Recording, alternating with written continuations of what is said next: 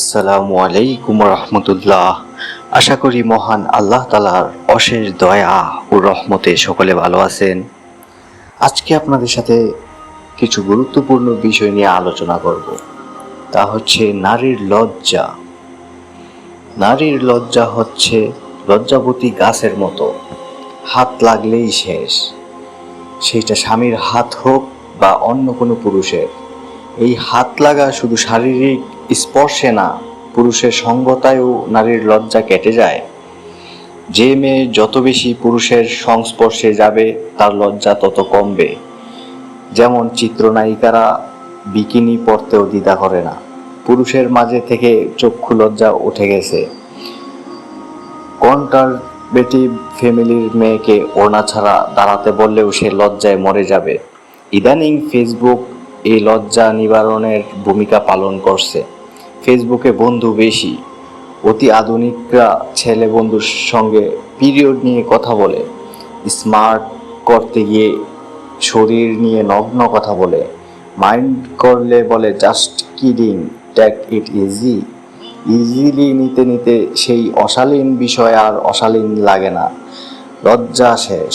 আবার ফেসবুকে প্রেমিক বেশি, কেউ প্রেমে পড়েছে তো প্রেমিক রোমান্সের ছলে অশ্লীল কথা বলে স্বামীর মতো, এরপর ব্রেকআপ হয়, আবার কারো প্রেমে পড়ে, আবারও চুম্মা চাটি, আরও কত কি, আবার ব্রেকআপ।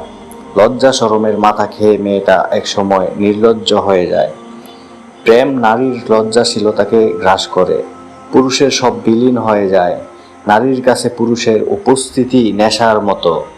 প্রথমে একটা খেলেই পিনিক আসে, পরে 20 থেকে 25টা খেলেও আর কাজ হয় না। ব্যাস, এক সময় পুরুষের প্রতি ফিলিংস কাজ করে না। প্রেমিকের ভালোবাসা তার কাছে পানসে লাগে।